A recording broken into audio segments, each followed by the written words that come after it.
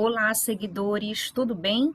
Bom, essa semana no Minuto da Quinta, o nosso tema é organização político-administrativa do nosso Estado federativo brasileiro, que está aí preconizado na Constituição Federal de 88. É um tema que despenca em concurso e mesmo você que está na área jurídica, que vai pleitear aí a OAB, é inevitável, dentro das questões da ordem, mencionar algo em torno das repartições de competência.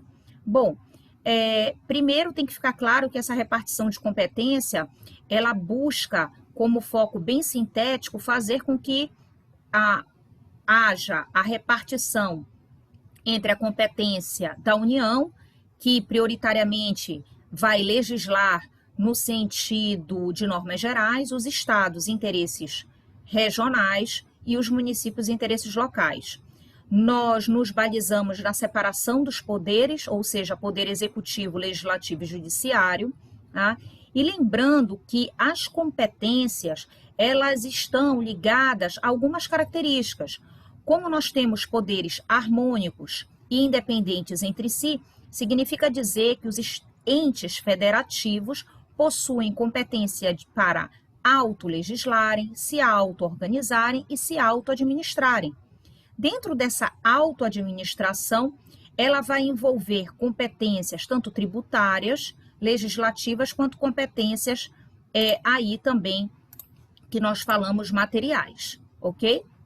Bom, dentro dessa divisão de competências, e isso depois você pode olhar com mais detalhe no nosso quadro, existem competências materiais, também chamadas de administrativas, que são consideradas indelegáveis, ou seja, são exclusivas da União.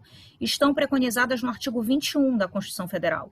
Entre elas, a questão de decretar estado de sítio, estado de defesa, intervenção federal, também tudo ligado ao que nós chamamos de interesse administrativo, que é responsabilidade da União. Por exemplo, guerra, questão de paz. Aos Estados federados, nunca esqueçam que a nossa Constituição escolheu repartir a competência entre a União e aos municípios a partir do artigo 30 da Constituição Federal, quando for o foco interesses locais. Então, significa que se não pertencer ao rol de competência da União nem dos municípios, caberá, segundo o artigo 25, parágrafo 1º da Constituição Federal, a competência residual, ou seja, o que restar aos estados. A outra competência material indelegável são as que nós chamamos no artigo 23 da Constituição Federal de comuns ou paralelas. É quando os nossos entes federativos, União, Estado, Distrito Federal e município, podem atuar materialmente no sentido de um Estado federado mais cooperativo. Exemplo, todos eles podem cuidar da assistência pública, zelar pela Constituição Federal, inclusive cuidar de questões de saúde. Entretanto, quando nós tivermos diante de qualquer questão que fale de competência privativa, essa competência privativa, ela se refere à competência de legislar, e aí ela pode ser delegável. Significa dizer que, prioritariamente, quem cuida dessa competência de legislar privativa é a União. Contudo, entretanto, nada impede que a União possa delegar, tá, para os Estados-membros, via lei complementar, tá, essas competências. Exemplo, o que cuida de direito civil, direito comercial, a questão do direito penal, tá? E tem a situação da competência concorrente. A competência concorrente, no artigo 24, ela diz que a União vai cuidar de normas gerais, através de lei federal. E aos estados, se houver ou qualquer opção por parte do ente federal, que é a União, os estados poderiam legislar plenamente. Então, o estado ele só vai aparecer se não houver uma lei federal que veicule essas normas gerais. Isso está no artigo 24. Professora, e se a questão, por exemplo, for especificamente responsabilidade do município? Aí eu vou encontrar no artigo 30 da Constituição Federal.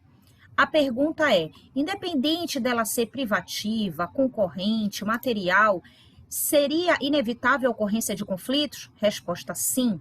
E aí, no caso de conflitos e choques entre os entes federativos, o papel, segundo a Constituição Federal, é do STF. Um assunto bastante polêmico, que se você quiser, você pode pesquisar, estender o seu, vamos dizer, entendimento acerca do assunto, é a questão de decisões acerca do amianto, tá? O amianto, na verdade, caberia à União, né, legislar, mas muitos estados veicularam leis específicas dentro da sua regionalidade para tratar de tal tema, né? E aí, de que maneira o STF se posicionou em relação a isso? Tá? Então, são questões como essa que, tanto no caráter dissertativo quanto no caráter objetivo, os avaliadores gostam mais de pontuar. Nunca esqueça, material é competência administrativa, ela é indelegável, tá? E quando nós estivermos falando de competência privativa, é a mesma coisa que legislativa e pode ser delegável, ok? E caso não exista lei federal, caberá aos estados suplementar. Toda vez que falar de interesse local, caberá aos municípios. O Minuto da Quinta é super rápido, mas o objetivo foi abrir tua mente. Bons estudos, um grande abraço e até amanhã te encontro no Acertando na Sexta.